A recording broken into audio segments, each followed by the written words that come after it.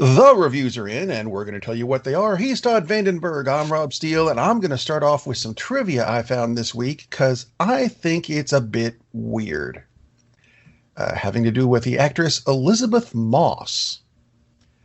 It turns out that the lead from the recent Invisible Man movie was also the voice of the girl that got kidnapped in the Batman the Animated Series episode See No Evil, where she was kidnapped by an invisible man who turned out to be her dad in the episode. But I heard that this week and went, she has a thing for invisible men. I thought it was kind of cool. And it comes full circle for her. Now her career is complete. Exactly. Which would be a loss because she's a fine actress. That too. How strange. God. I'm also going to start with a question because it has to do with WandaVision. Mm-hmm. And no, it's not plot related. And I have started a file all unto itself because I've got a file for the notes for this show, but I've got a whole file just for WandaVision now of theories and people who need to show up. As you should.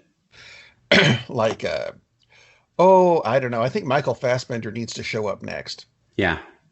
Look, Dad. Which, by the way, at some point we're going to talk about a spoiler for WandaVision, and it came out by the time you hear this, maybe 3 or 4 days ago, so you should have watched it. But spoiler alert at some point, and we'll repeat that. Well, I'll start with the weird question. Mm-hmm. I heard originally it was an 8-episode series. Have you heard that as well? No, I don't remember that. Okay, but I found someone has listed episode 9, and I went, hang on a minute. There's an extra episode. Of course, you can list episodes easily because it was on one of those websites where it said, hey, here's something, some news about it, and here's the schedule for when it comes out. Yeah, it comes out on Fridays. Hello, have you not paid attention so far? But it went up to episode 9, which is not hard to figure out. And I kind of went, hang on a minute. I do recall, though, that they decided to do a bonus episode. Now, I don't know if that's accurate, that they decided to do a bonus episode after they planned it, but it does say 9 episodes, doesn't it? And I went through every magic character in the Marvel Universe and decided who needs to be introduced during this series. And I'm not going to go through the whole list because it's ridiculous. That's a long list. Yeah. But I am going to mention that I think it would be nice to have Gemma Chan and Anya Taylor-Joy show up at some point. Because Anya Taylor-Joy played Magic in the New Mutants movie. A tie-in. Gemma Chan plays Cersei, who does magical type stuff in the Eternals, and that's who she's playing in the upcoming Eternals movie. Tie in there. You know, you can do a lot of stuff. You can. Dr. Doom has got a big magic thing going on. Absolutely. Introduce Doom in the middle of this. Yeah, they're not going to waste Doom on WandaVision. But some of the other stuff would be very cool. Have Talisman show up. Now, the question is, which Talisman? Is it the one from Contest of Champions or either one of the ones from Alpha Flight? I was talking with my daughter, Kate. Hi, Kate. Last night about the fact that... Was it in pre-pro? Hi, Ted. Yeah, it was actually pre-pro, as it turned out. That, there's rumor that, there's going to be... Not a rumor, actually, that Elizabeth Olsen said that, that big cameo that was in The Mandalorian in their finale, we have a really big cameo, too. No, and a lot of talk was like, who's it going to be? Who's it going to be? And for some reason, a lot of people said, could it be Doctor Strange? Like it was going to be a surprise. It's like, how is that a surprise? They've announced like 2 years ago that this ties into the Doctor Strange movie. So Benedict Cumberbatch would not be a surprise popping up in this movie. And no, he didn't pop up in episode 5. Somebody else did. But to that point, no one would be as big as the finale cameo of Mandalorian season 2 because there's no one that big in the Marvel universe. So yeah, that was kind of overselling it. But it was an interesting cameo. Bucky cameo. Shows up. Yeah, there is no. It's a cool cameo, and I like it, but it's hardly unexpected because in pre-pro, you and I mentioned that we had talked about this how long ago? Oh, geez. I mentioned it at least a year ago that, Yeah. hey, look who's been shown on the set. Yeah, exactly. So it wasn't exactly a big surprise. It's cool. I'm not minimizing it, but them, or I should say it wasn't Marvel because it was the actress saying, it's like, oh, this is going to be awesome. It is awesome. But no, it's not as big as the Mandalorian thing. Just Yes. saying. What would have been cool, and that goes back to Kate, is because we're talking about magical characters, like you said. And she said it'd be cool if Dr. Fate showed up. And I was like, yes, that would be a big surprise. That would be a surprise. Because, as she pointed out, because she knows, yeah, that's the wrong That's wrong company. That might piss off a few people. John Constantine. We already know who's playing him. Yeah, and I mentioned Constantine, exactly. It's like, that would be a surprise, Miss Olsen. That would be a surprise. See, actually, after I came up with the Michael Fassbender as Magneto showing up because, spoiler, I guess, Magneto is the father of Wanda and Pietro. Spoiler from 1963. Yeah, it's like that's kind of an old spoiler. But what I was thinking is take that a little bit farther. Mm-hmm. Because it turns out that Wanda is the one doing all this, but she's being controlled by Mastermind, who is a guy who could create illusions to control people, but Magneto is controlling Mastermind. You've already got Pietro there, so all you need is Blob to show up, and you've got the Brotherhood of Evil Mutants original lineup. Just about there. There we go. And I'm actually pushing for Brian Malonis. If you don't know who that is, he's a wrestler. He already kind of looks like Fred J. Dukes, alias the Blob. I mean that in a good way, and you don't want to face him in a wrestling ring because he's actually terrifying. Just the concept of him going, "I'm going to sit on you now." No, don't. Or worse, I'm going to eat you. And that one name you mentioned, again, we were back in the spoilers. That was actually spoiled about 2 weeks ago because the gentleman who voices a particular character who shows up in episode 5 for the Spanish language version decided to blab, "Oh, I'm playing this character in WandaVision." And everyone went, "Hang on a minute, what?" 2 weeks ago, which I hadn't heard about. But Disney said, guess who's not voicing that character anymore? You, buddy. They fired him. Whoops. So someone else is now playing the voice of that character moving forward into WandaVision. So, yeah, interesting. Which is also odd because they probably fired him the moment they found out about it, which means maybe it takes them a while to do the dubbing, or they're just pulled just the logistics of it. When did he voice the character? When was he voicing the character for episodes moving forward? Because if he'd already done it, then did they just pull those tracks and they're putting the new character in, obviously it's been shot, but when is honestly, it that wouldn't be that hard to do, but it could be done in like a day. Mm-hmm. But I just wonder when all of this actually went down, since everything is shot, obviously.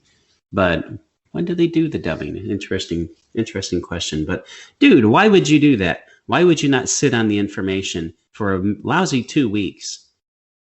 He was out walking around doing what you could call a dubstep. Yeah, without pay now. He started dancing at the same time, and that just doesn't work very well. What an idiot. So anyway, some upcoming movie news, of which there is quite a bit, and I'll admit a lot of it that I heard this week doesn't make a whole lot of sense. And I'm going to start with the Uno movie. That's right. They're making, and see if this makes anything resembling sense. The Uno movie is a live-action heist comedy set in Atlanta's hip-hop community. What the hell does that have to do with the card game Uno?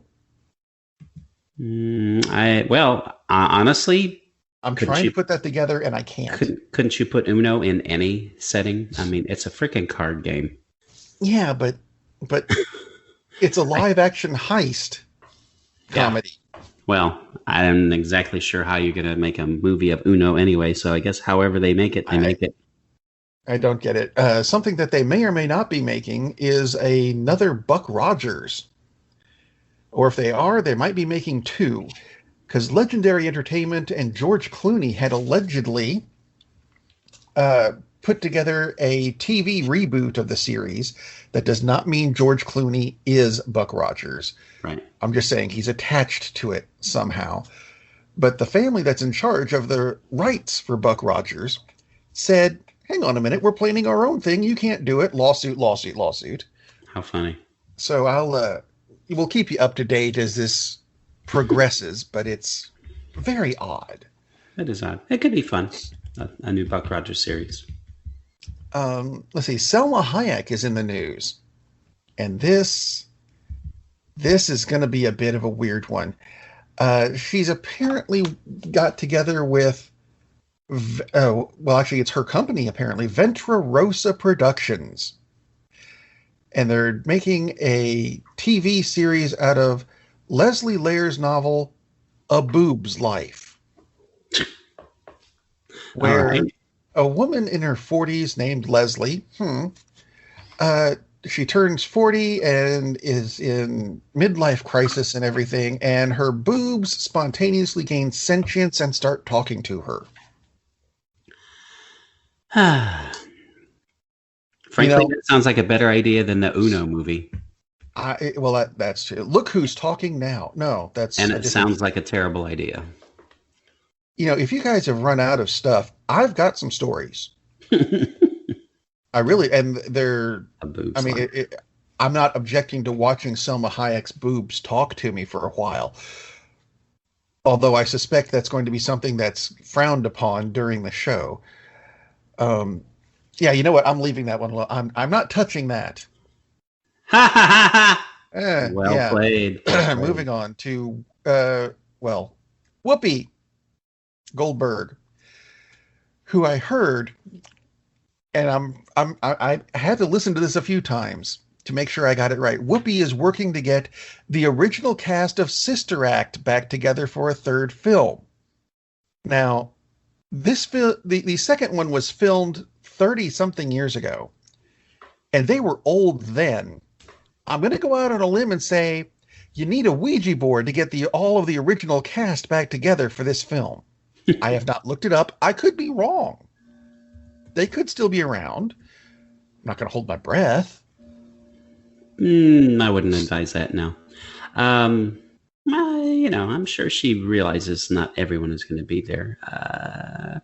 Good for Whoopi. I thought Sister Act was funny. Didn't ever even watch Sister Act 2, so go for it, sister. There's a thing. Okay, and another one back from the 80s, Young Guns 3. And they've apparently got Emilio Estevez back, which makes me think, nope, Old Guns. I was going to say, surely they'll have the sense to call it Old Guns because that would actually be funny and accurate. Yeah, I'm there with that, but really, I don't know that we needed. Do we need Young Guns 2? I don't even remember watching either of those. I remember Young Guns. I remember the movie. I remember you got your Emilio Estevez and your Kiefer Sutherland and Lou Diamond Phillips and everything. Yeah. But it'd be cool to see how those characters are. And Gil Grissom. 700 years later. That's sad that you remember that. Despite the fact I don't remember ever actually watching any of the movies. But hey.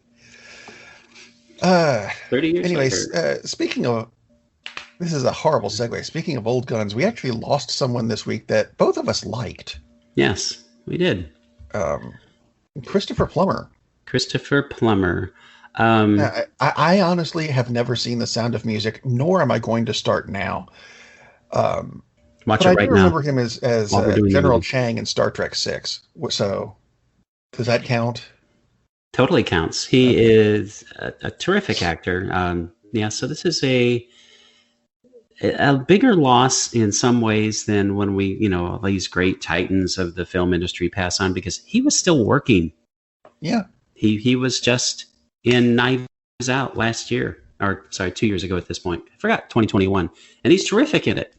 An excellent actor, very broad range. Like you mentioned, he plays the captain in The Sound of Music. This stern yet romantic figure.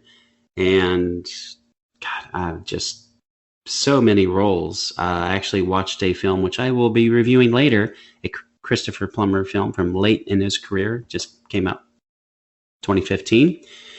He's excellent in that, but actually saw him on stage, and this is a few decades ago, and just with some other little known guy named James Earl Jones in Othello. James Earl Jones playing Othello, and Christopher Plummer was Iago. And Jesus, talk about an acting class. And it was a road show. This was in Orlando, and they went on the road with their show because they had been on Broadway doing Othello, and there they are. And it's like, holy crap.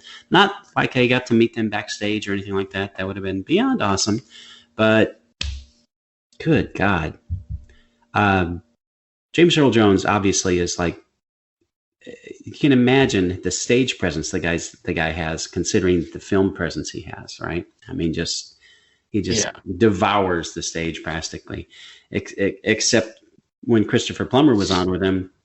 Absolutely a perfect balance there. I mean, an amazing actor, absolutely tremendous, and could easily play an extremely likable, lovable, happy character, and could play just an absolutely chilling bastard. I remember him as Sherlock Holmes in Murder by Decree, which is I was going to mention that. Guess who he played? Yeah. Well, although that's not really a thing, because I think everybody's played him at some point. Yeah. Yeah, and he could have, and in Murder by Decree, he could have played the villain equally well. And that was one of the excellent things about Plummer. Just great personality, absolutely great actor. So again, I'll get to the film later. One of his more recent films that I guarantee you not many people have seen, which is a shame because he's absolutely terrific in it. Surprise. So he has passed. Considering he was 91, you can't exactly say, well, it's tragic because he's 91. And he was still working and still happy. So, duh. But, yeah, just an absolutely terrific actor. So that is a loss for sure. That's really all I've got for the news. Did you want to go ahead and do the review of his movie? Sure, why not? You may not remember the movie called Remember. Ha ha. See? Actually just came out 2015. And definitely a star-turned vehicle for Christopher Plummer. Also has another well-regarded actor, similar age, Martin Landau. So they're two buddies living in a facilitated care facility, a nursing home, but a very nice one. And Plummer has dementia. His character has dementia. Zev, who he happily tells someone means wolf. It's Hebrew for wolf. And his wife has passed away. And because he has dementia, he doesn't quite recall that at times. Then he gets together with a friend, and his friend, played by Landau, Max, hands him this letter and tells him, okay, that you had promised your wife, you had promised Ruth that you were going to do something after she passed.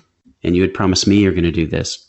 And it turns out that he and his friend Max had done some research, mainly Max, and they'd found that there is a survivor of Auschwitz who was the commandant of Auschwitz, and he is hiding in America under another name.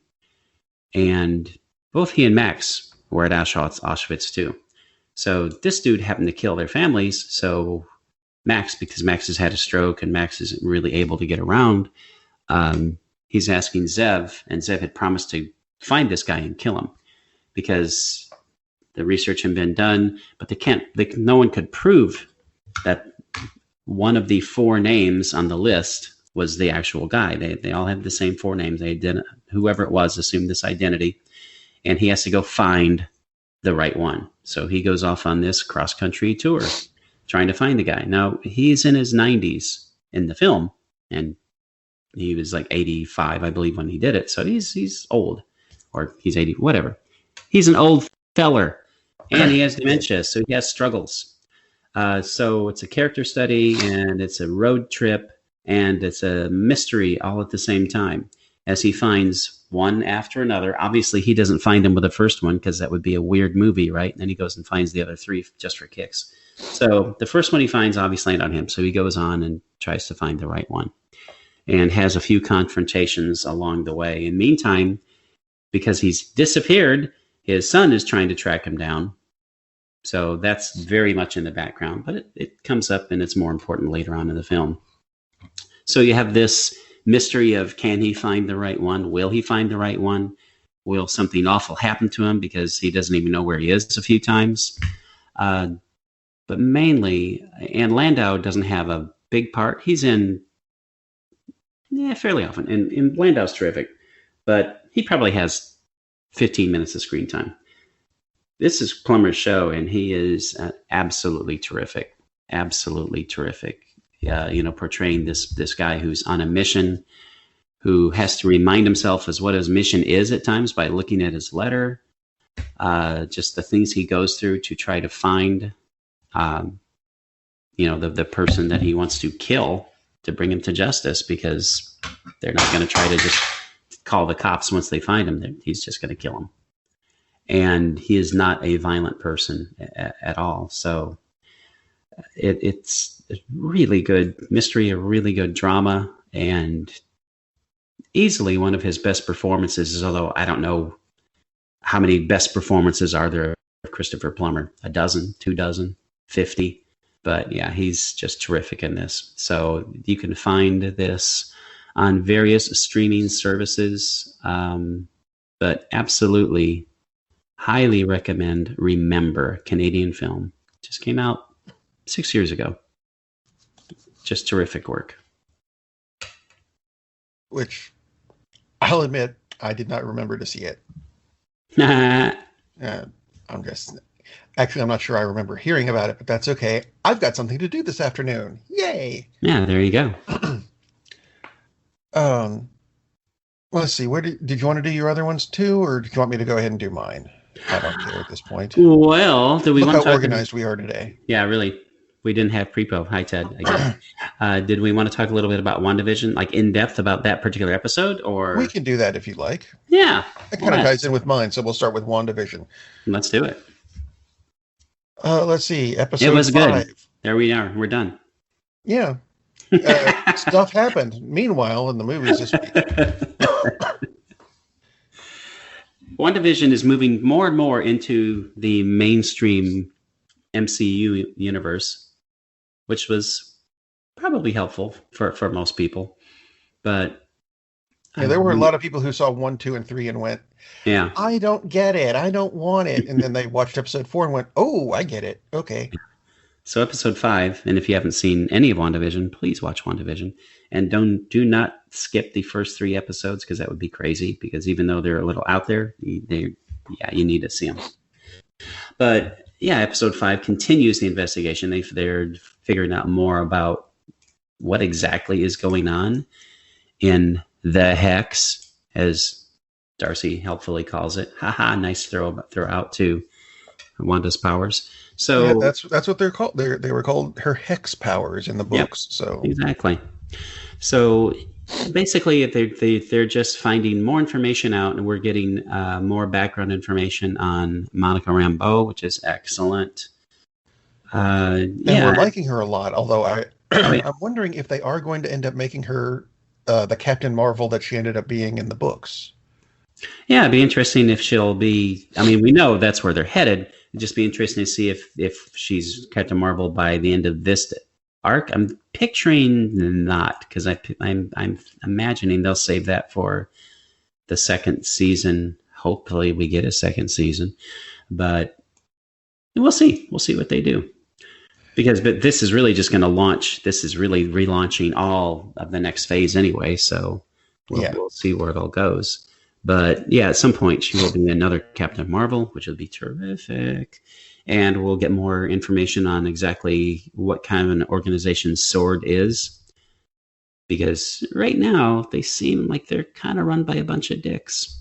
So we'll see how that goes. It'll be very, very, very cool.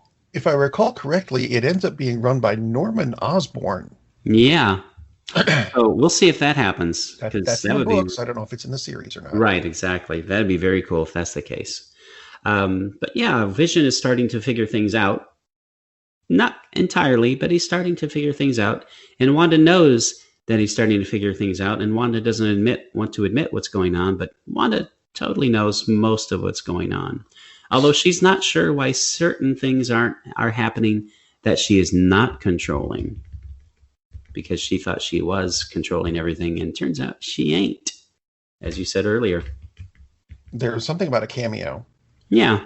Someone who pops up who, they basically told us that was going to happen in episode 4 because they dropped a pretty big hint, and it wasn't Doctor Strange. So, but the one interesting thing, and since the actor was noticed on set, how many years ago was this? Not exactly surprising that it was this actor. One thing that I am not ruling out is that we might see the other actor later in another episode. I would not be a bit surprised to see that happen too. I have heard that it's going to be interesting, I think. Because there's no reason it can't be both. Because Right. Wanda or someone is creating this. So I think that would be very, very cool. Considering that we've seen Wanda be pregnant and then give birth in one episode, which was basically in one day in the show.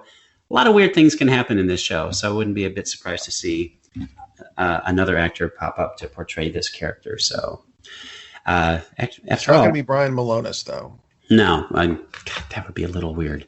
So, it doesn't quite fit the character, but yeah. And I would like to see that. If they're going with one or the other, I like the actor they chose because, frankly, I think he's better. I think he fits the role. I like the way he played the role better, and yeah, that's direction and all the rest of it too. But I just like the actor better anyway. So, Same here. But you know what? While we're talking about Marvel movies and stuff, I want to take us back to the movie that kicked off the MCU, even though it's not part of the MCU. the TV version of Captain America? Oh my God. Why, no, actually. I'm going back to the 1998 movie Blade, Nice. which a lot of people haven't realized yet. That's a Marvel movie. And for all the people who, I loved this when Black Panther was coming out. They said, "Oh, you can't do a superhero movie with a black superhero lead. That'll never work." And everyone went, "Do you remember Blade about 15 years ago? It did pretty good. And there's It a did. black guy in charge." Ooh. But I went back and watched Blade, which, like I said, came out in 98, which is 23 years ago. It's old enough to drink now. Yes. Blade, Blood. it holds up remarkably well, actually. Even the computer stuff, because the only time you really get a glimpse of the computers, it's running a program that you're not recognizing anyway. There is one brief glimpse of Windows 95. Who cares? Yeah. It's a brief glimpse and it doesn't matter. A lot of the complaints about the movie then were the computer generated graphics. Oh, they would look so much better using today's CGI. No, they really wouldn't. They would look a bit more finished, but they would still be using them in the same way. And if you go back to 98, at the time, they were revolutionary. So, hey, stick with it. By the way, plot, you want to plot? Fine. Blade, he's a half vampire guy who hunts vampires. It's Buffy, only considerably more Good. grown up, better. Yeah. Now there are a couple minor inconsistencies to it, like there's a chamber that Blade gets trapped in where it's supposed to get hit by lightning, and it does, but he was taken out of it in the previous scene and it was moved over there. But when the lightning strikes, it's back where it used to be and it's closed again. And you go, really?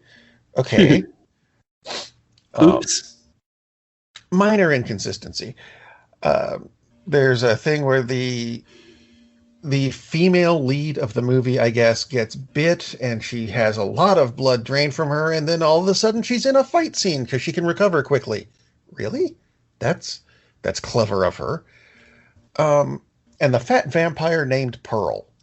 That was unnecessary because I thought all of a sudden they cast someone as Mojo and put him in the Blade movie, and Mojo is a character that never should have existed in the books, much less should ever appear on a screen somewhere. That would be terrifying. It just didn't work. But for the most part, Blade was a very good movie, to the point that it spawned a sequel called Blade 2, because that's original. Imagine that. This one, let's see how to phrase this one. The plot for it. Blade has to make a truce with the vampires because something new has arrived, and it's killing off the vampires, and they're scared of it more than they are of him, but he can take care of both of them or something. Anyway, Blade teams up with a vampire special forces team that was designed to take Blade out. So tension there. Anyway, they're put together to take out the new threat, and the first half of the movie is really good. Lots of fight scenes, lots of choreography, there's some horror aspects to it, and it might even be better than the first movie. Then you get to the second half, and it's not as much. They just got in over their heads, I think, plot-wise, and they made some poor decisions. Although there was one poor decision made during the opening credits sequence, where Blade is getting ready to go hunt vampires, so he's taking his twirly boomerang blades and putting them in his coat, and putting on his coat, and he's getting his sword and putting that in the scabbard on his back. And we see a reflection of Blade through his shades that are sitting on a table that he walks over and picks up, except he's already wearing shades when he picks the ones up off the table. So I'm like, hang on a minute. he's wearing two pair. He's Robert Stack in Airplane. That could be it, man. I don't know. Maybe I'm being nitpicky. Maybe he's really not wearing them and it's just a thing. I don't know. I think my big issue with this movie was, and I'll explain this in a minute because it's not exactly as big an issue, was that Donnie Yen was part of the vampire group. Ooh. Now, here's my problem with it. He has no lines and one kick before he's killed off screen. Now that's an issue. That's an issue. That is a complete waste of Donnie Yen. And like I said, that was my big issue. Until I was, fast forwarding through the credits, like you do these days, and I noticed something. Donnie Yen was the martial arts choreographer for the movie. Ah, that makes sense. That explains why the martial arts seem to be so much better in this one than they were in the first one. And they were good in the first one. Yeah, they are good. And better in the second, even if the plot did let us down at the end. And the fact that Donnie Yen who is an excellent actor. I love listen to the past, month and a half of shows. Yeah, there's a lot of Donnie Yen. I've been on a Donnie Yen kick of lately, and I love the guy, but you kill him off like this? Anyway, Blade 2 did a great job, to the point that they spawned a sequel, Blade 3, and no. just no. Look, I watched the first one for, I guess, kind of for Black History Month.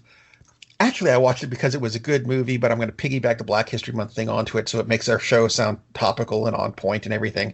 There you go. That's a lie. I watched it because it's a good movie. I watched 2 because Donnie Yen was in it, and I didn't remember him having that big a part, and I was right.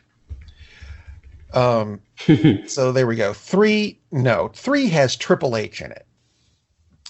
Triple H is the professional wrestler Hunter Hearst Helmsley, who is the most overrated wrestler ever. Now, apart from quite possibly, apart from any squash matches he's had Sasquatch against like local rented talent, it's Triple H versus Steve from down at the corner. Any of those. Steve is probably better. I cannot recall ever where he won a match without using a sledgehammer, a chair, a table, a ladder, China, the wrestler, not the country of the dishes. HBK, X-Pac, whatever. He can't win on his own. It annoys the crap out of me. His character pisses me off, and that's the wrestler. So the less he's on my TV, the better. So you True. know what? I'm not watching Blade 3. I did before, and I vaguely remember Ryan Reynolds being in it, and it still kind of sucked. So you know what? Blade 3, skip it. Wait for Maharaja. Damn it, what's his name? The Maharaja of Ali. I'm mispronouncing the first name. Yes, I that's his name. apologize. I'm going to call him Mr. Ali, which is probably going to piss some Muhammad Ali fans off, but there we go. Wait for his version to come out. Call that Blade 3 if you want. There you go. 3 reviews fairly quickly. I heard you've got 2 left, though, but they're the same movie, but they're not the same movie. I have 2 left. They're not the same movie, but they're about the same person who made movies. So back in 2011, someone got a wild hair and thought, you know what would be cool? Let's make a movie about Alfred Hitchcock.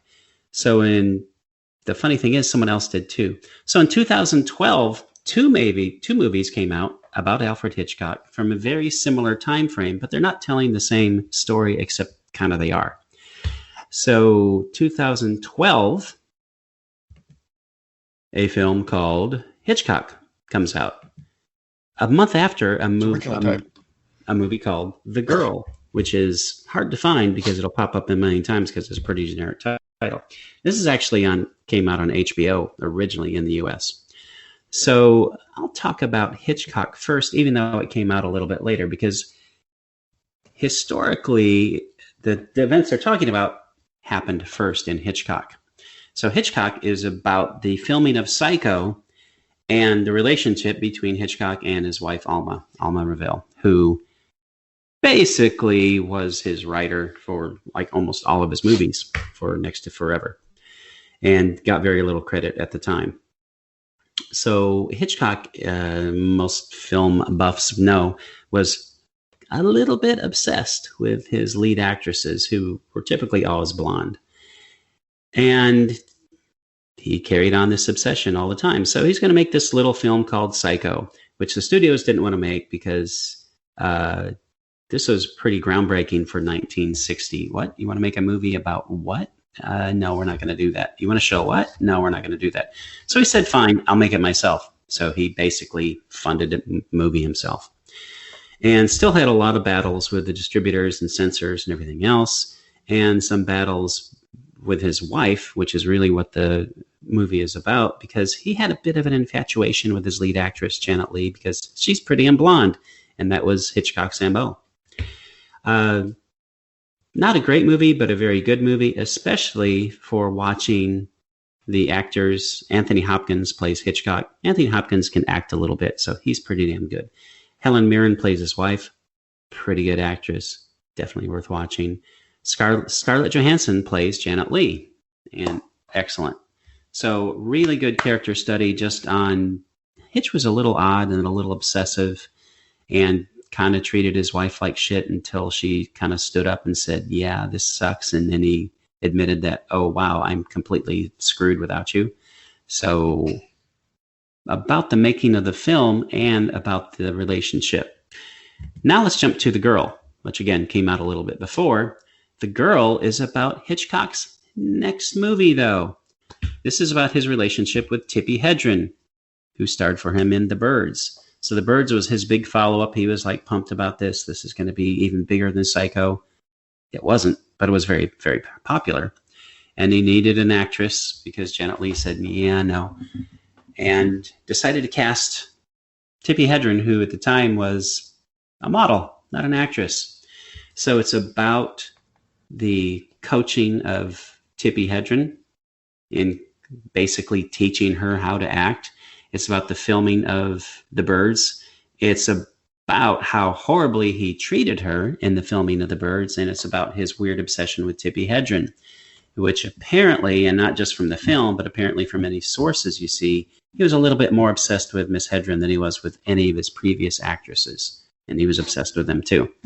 And again, they interplay with his wife, Alma. So in this one, Toby Jones plays Hitchcock. Toby Jones, also an excellent actor. physical resemblance is stronger with Toby Jones than Hopkins to Hitchcock. They're both wearing fat suits, et cetera, et cetera. I could not choose between the two performances. They're both excellent, absolutely excellent. Sienna Miller plays Tippi Hedren in this. And this one probably goes a little over the top with the reality of it. I mean, even Tippi Hedren, when this came out, said, yeah, it wasn't quite that bad. So, but they're both based on books by a biographer, Donald Spoto. Two different books, but they're both based on books by the same author, which is interesting. So this one goes a little bit over the top. It's a little more dramatized, perhaps, than Hitchcock, but they're both very good films. Totally worth watching just for the acting more than perhaps the overall film. I mean, they're both good. They're not, neither one I would say is great, but they have great acting in them. Sienna Miller, there are some scenes where she absolutely nails Tippi Hedren's. I mean, if you just close your eyes, you'd probably be helpful to watch The Birds or Marnie, but you'd swear it was Tippi Hedren. She sounds exactly like her. And with the intonation and the pattern and everything else, it's kind of spooky. So excellent job by Sienna Miller in this. But if you watch The Girl, and I hope you do because it's good. It's on HBO, blah blah blah. Hitchcock is available on Cinemax, so one way or another you can catch it, or maybe on HBO Max. Haha. But so take The Girl with a large grain of, like a shaker of salt, because apparently Hitchcock wasn't quite this bad. But it's pretty terrifying, and not for the scenes in The Birds. It's terrifying in the way that Hitchcock in the film treated Hedren and the amount of power, and I'm sure this is why they did this. And remember, this is in 2012. This is long before the movement and speaking truth to power and getting rid of people who abuse their power in the film industry and everywhere. But so I would say it speaks more to a greater truth as far as the amount of power that directors or producers wield in Hollywood and the things that they think they can require of actresses and in some cases actors. So both films are really good. Hitchcock is a little more about the battle of wills between Hitchcock and his wife, Alma, and Making a Psycho. Whereas The Girl is more about the battle of wills between Hitchcock and his lead actress, and then the making of The Birds and Marnie. So, and as the post-credits blurb says, Marnie is basically acknowledged as Hitchcock's last great film, and I'm not even sure if it's acknowledged as a great film, but it's certainly acknowledged as his last big film. After that, the returns got smaller and smaller. He made good films after Marnie, but never made a great film after Marnie. And Tippi Hedren basically said, yeah, I'm done with this, and quit acting. Not like immediately, but never worked with Hitchcock again for very good reasons. So both Hitchcock and The Girl, definitely recommend both of those. So that's what, 6 movies this week, and we're recommending 5 of them. Not too bad. Good batting average. Yes, avoid Blade 3. Next week, we've got something very odd. The new Studio Ghibli movie, because we both said, you said you were going to do it this week. I said, no, wait till next week. I haven't seen it yet, but it's queued. Earwig and the Witch from Studio Ghibli. We're going to take a look at that and see how that goes. And I hope you're with us next week, because the alternative is you're not with us, and hopefully that's not a COVID-related thing, because that would be bad. That would be very bad. It still exists. We've given you, 5 really good options. That's one for every weekday, and yeah, I guess you're on your own for Saturday. You'll be fine. Just remember to stay home and watch a movie. Captain, we're losing power in the warp engines. I think we should be leaving now. I'm going to go home and sleep with my wife. And on that unusually harmonious bombshell, it is time to end. I am very disappointed! Man, we have a weird job. It's shameful, but, it's a living. And like that, he's gone. Darn, that's the end.